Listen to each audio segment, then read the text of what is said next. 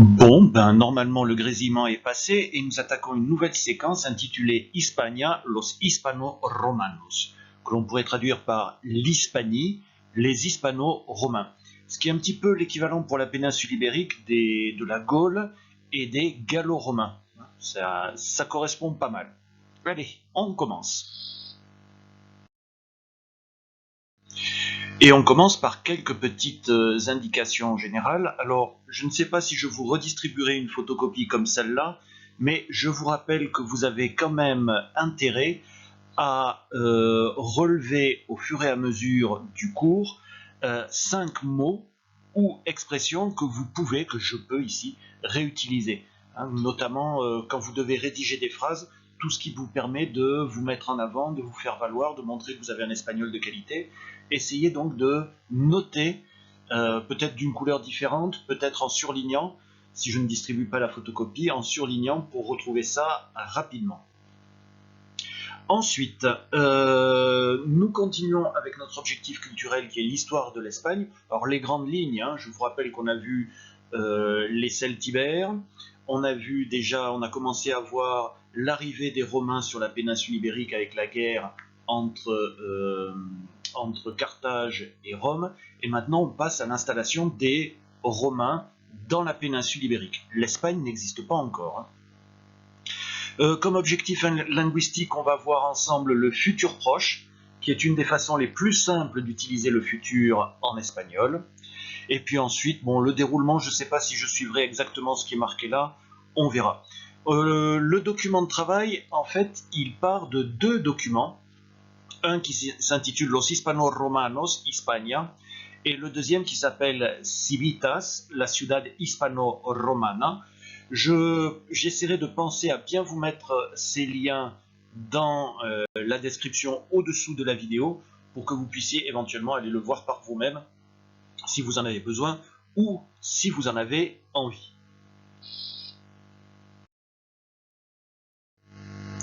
Alors, je vous rappelle que cette vidéo est une vidéo de rattrapage. Il ne s'agit pas de la voir en entier, mais de la consulter si jamais vous avez été absent ou s'il vous manque quelque chose du cours qui a été fait.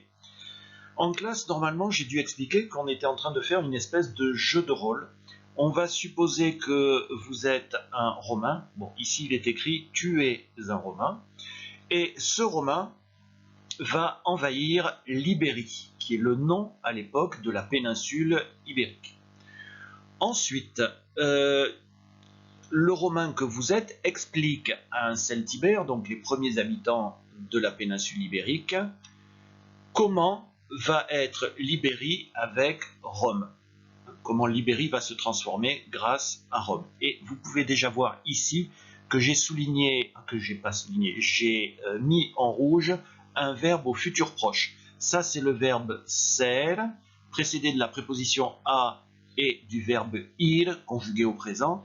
Et les 3 mots qui se trouvent ici forment le futur proche, ce qu'on va traduire par va être. Explique à un Celtibère comment va être l'Ibérie avec Rome. Donc voilà le jeu de rôle que je vous propose en quelque sorte, ce qui va vous obliger à parler au futur proche. Et oui, le futur proche.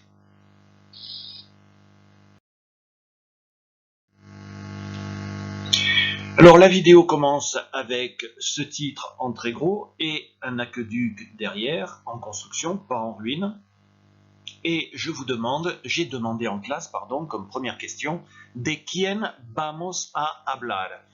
De qui allons-nous parler? En rouge, vous avez le verbe entier conjugué au futur proche. Nous allons parler.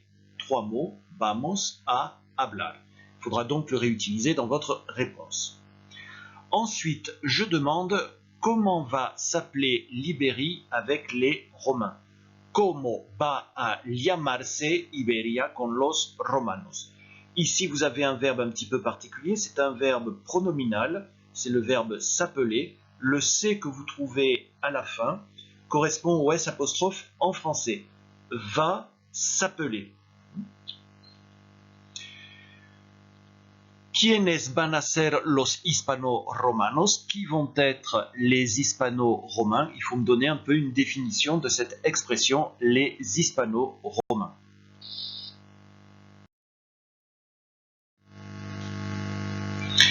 Ensuite, je reprends une des cartes de la première vidéo avec une petite flèche qui apparaît ici, qui part de Rome et qui se dirige vers la péninsule ibérique, qui correspond, je vous le rappelle, au Portugal et à l'Espagne actuelle. Ces deux pays n'existent pas encore.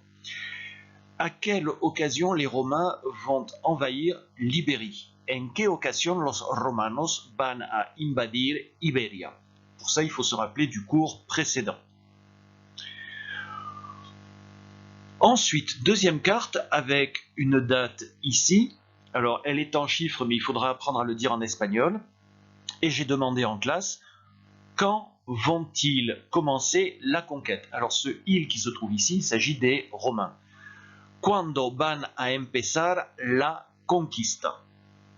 Alors, le verbe empezar est un verbe à diphtongue, c'est-à-dire qu'au présent, la voyelle du radical se dédouble en IE, mais ici, ça n'est pas votre problème, puisque avec le futur proche, il n'y a aucune irrégularité possible. Tous les verbes se conjuguent de manière régulière.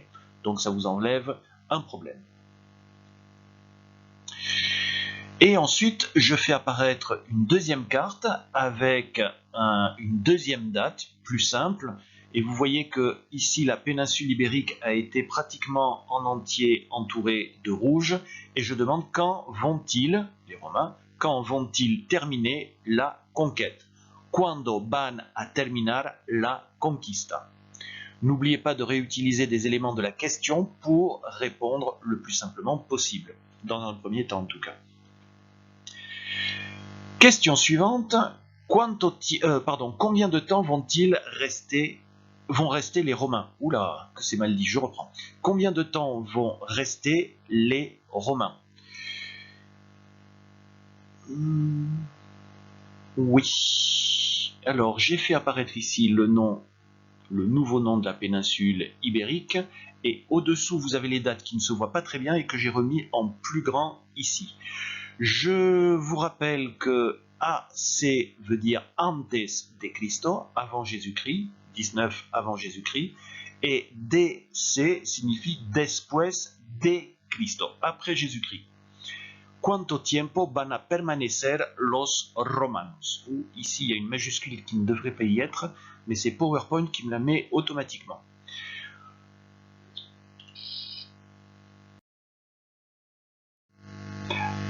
Ensuite, image suivante, vous pouvez remarquer qu'il y a un petit texte dessous qui n'est peut-être pas facile à voir sur cette vidéo-là. C'est pour ça que vous aurez peut-être intérêt à regarder la vidéo originale sur un plus grand écran. Et vous avez en plus la traduction en anglais. Pas de chance. Alors, la question est la suivante. Quelles ressources vont attirer les Romains en Hispanie? Les Romains vont être attirés par quelles ressources en Hispanie? ¿Qué recursos van a atraer a los romanos a España? Et la solution se trouve dans l'image. Deuxième question, cette fois-ci sur une carte. Que représentent les points sur la carte? Que representan los puntos en el mapa? Alors vous avez des tas de lignes ici qui traversent la péninsule ibérique et vous avez des points à droite et à gauche. Ils ne sont pas forcément visibles ici, peut-être ils seront plus visibles sur la vidéo d'origine. Ah, je suis gentil, je vous l'ai mis en plus gros ici. C'est-à-dire que là vous avez une partie de la carte et vous avez des lignes et vous avez des points éparpillés un petit peu partout. Question numéro 3. Que vont-ils construire entre les villes? Que van a construir entre las ciudades? Alors moi je crois que ce mot ciudades, comme d'habitude, ça a servi de réponse à vos camarades pour la question précédente. D'accord? Et qu'est-ce que l'on construit entre les villes? Eh bien c'est symbolisé par les traits qui apparaissent un petit peu partout. Et que j'ai mis ici en plus gros, que je suis gentil. Dernière question de cette diapositive. À quoi vont servir les routes ou voies romaines? Encore une fois, vos camarades ont pu utiliser cette question avec le mot carreteras, route, vías romanas, voies romaines, pour répondre à la question précédente. ¿Para qué van a servir las carreteras o vías romanas? Faites attention, le mot servir en français se construit avec la préposition a, servir à quelque chose. En espagnol, c'est servir para. Il n'y a pas de préposition à, il faut y faire attention. Donc voilà un petit peu pour cette diapositive.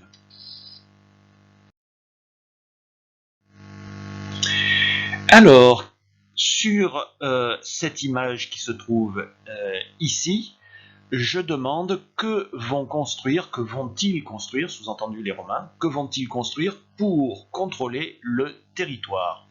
Que van a construir para controlar el territorio? Je vous rappelle que c'est une conquête militaire et que pour tenir un territoire, il faut construire des choses comme ça. Question suivante. ¿De qué se compone un campamento militar romano? Encore une fois, vos camarades en classe ont pu répondre à la question numéro 1 grâce à la question numéro 2 qui apporte une réponse à cette première question. Vous pouvez remarquer que le verbe n'est pas en rouge parce que ce n'est pas un verbe au futur proche, c'est un verbe au présent.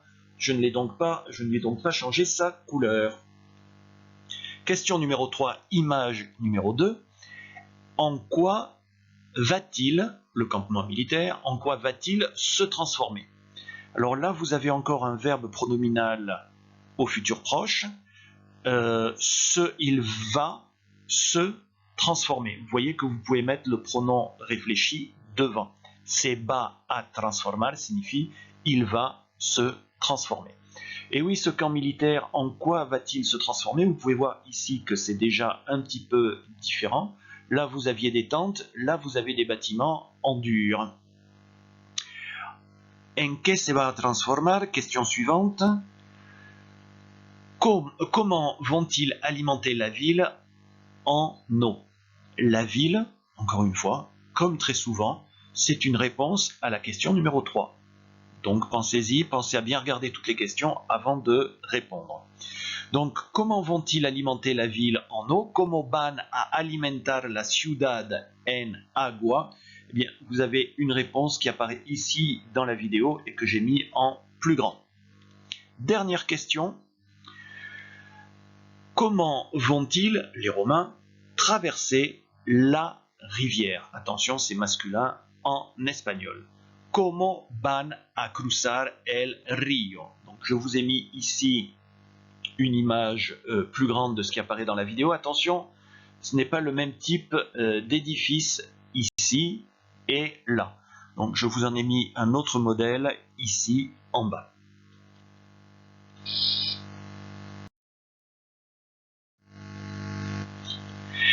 Alors, qu'avons-nous fait en classe sur cette diapositive? Vous pouvez voir que j'ai entouré un certain nombre de choses parce que j'ai demandé en classe quels édifices ou bâtiments, quels édifices nouveaux vont apparaître dans les villes.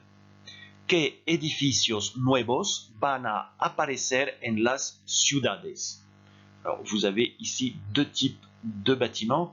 J'espère que vous avez vu ça en histoire ou que les latinistes ont vu ça également en cours de latin. Deux images pour une seule question et une partie qui est entourée ici. Et je demande que van a favorecer las ciudades? Que vont favoriser les villes? Vous pouvez constater que dans une question, le sujet du verbe se trouve après. Las ciudades, les villes, et dans votre réponse, vous commencerez par le sujet et ensuite vous mettrez le verbe qui là encore est au futur proche. Donc vous voyez ici ce que j'attends de vous, entouré là et là. Ah, c'est un moyen de transport que tout le monde ne pouvait pas se payer à l'époque, une chaise à porteur.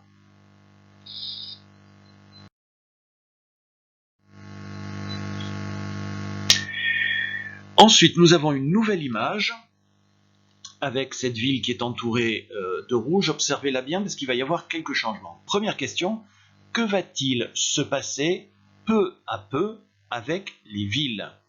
¿Qué va a pasar poco a poco con las ciudades? Poco a poco, c'est une expression que je vous recommande, peu à peu. Et vous pouvez remarquer qu'en français, le verbe est un verbe pronominal. Il va se passer. En espagnol, ce n'est pas un verbe pronominal. Attention, il n'y a qu'un seul S. Donc, regardez bien, la ville est comme ça. Et je crois que tout de suite après, on voit ce qu'elle devient. C'est beaucoup moins beau. Question numéro 2, image numéro 3. Où vont s'installer les habitants des villes? ¿A dónde van a instalarse los habitantes de las ciudades? Vous pouvez remarquer que le verbe ici est un verbe pronominal, il a un pronom réfléchi. Ce pronom réfléchi au futur proche peut se trouver à deux endroits. Il peut se trouver à la fin du verbe, mais vous pouvez également le déplacer devant et dire ¿A dónde se van a instalar? C'est également possible. Donc, ¿a dónde van a instalarse los habitantes de la ciudad? Où vont s'installer les habitants de la ville? Je pense que l'image est suffisamment claire. Question numéro 3. Qu'est-ce qui va prospérer? C'est-à-dire qu'est-ce qui va s'enrichir, qu'est-ce qui va se développer? Et vous avez ici une vue aérienne. ¿Qué va a prosperar? Si ça ne prospère pas du tout, les villes, qu'est-ce qui peut se prospérer à la place? Qu'est-ce qui peut prospérer à la place? Vous avez la solution ici.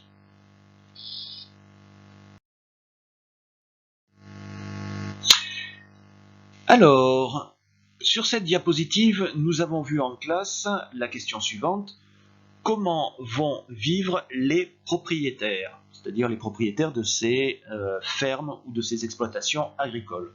Como van a vivir los propietarios? Alors faites attention ici, c'est bien écrit P-I-E, propietarios, proprietarios.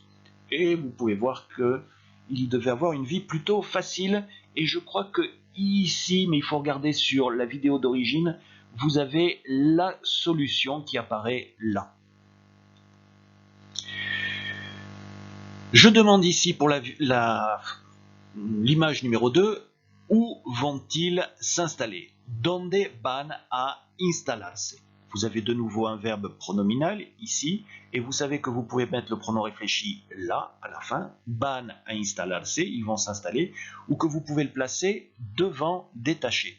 C'est van a instalar, ils vont s'installer aussi. Il y a deux solutions en espagnol. J'ai demandé ensuite quelles vont être les dimensions de leur propriété. ¿Cuáles van a ser las dimensiones de sus propiedades? Propiedades, faites attention. Donc vous avez ce bâtiment-là, si je ne m'abuse, qui doit être là, en tout petit. Et donc la propriété se trouve tout autour et au-delà même.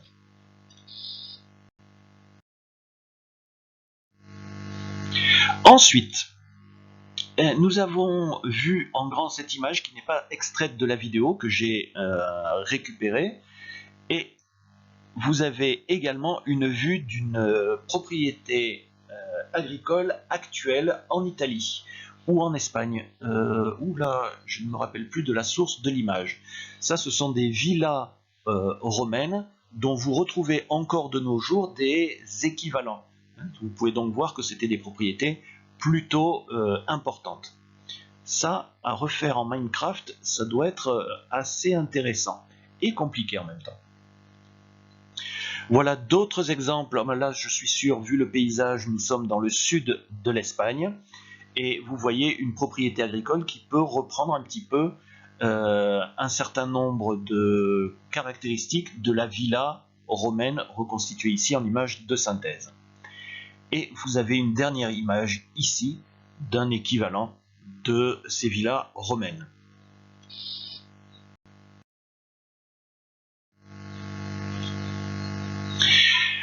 On va parler un petit peu de religion avec cette première image où j'ai demandé quelle religion va s'imposer au début. ¿Qué religión va a imponerse al principio? Alors retenez bien cette expression al principio, ça fait partie de ces expressions que vous pouvez facilement réutiliser à l'écrit.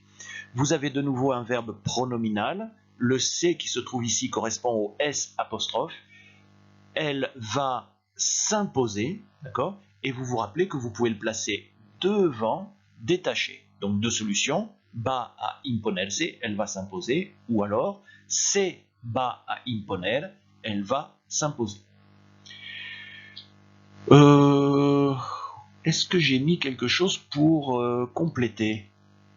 Ah oui, j'ai fait apparaître ici une petite image avec une statue romaine. Deuxième question, parce qu'il va y avoir des changements, quelle religion va s'imposer à la fin de l'Empire? ¿Qué religión va a imponerse al final del imperio? Autre expression que vous pouvez retenir, à la fin, al final. Faites attention, le mot final en espagnol est masculin. Et il y a un certain nombre de symboles, ici au sol, ou bien là, qui vous permettent de comprendre que les Romains et les Hispano-Romains ont changé de religion entre le début de l'Empire et la fin de l'Empire, ce qui va préparer d'ailleurs le Moyen-Âge. Et vous avez ici un exemple des premières églises chrétiennes qui se sont construites à la fin de l'Empire romain et qui se prolongeront. Enfin, ces églises, on en retrouvera au Moyen-Âge, bien entendu.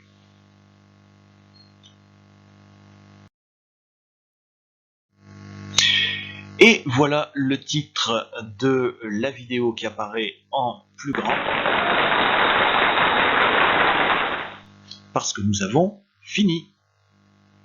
Voilà, à bientôt pour la suite de l'histoire de la péninsule ibérique et plus particulièrement de l'Espagne. On verra qu'il va se passer des événements assez inattendus pour cette histoire.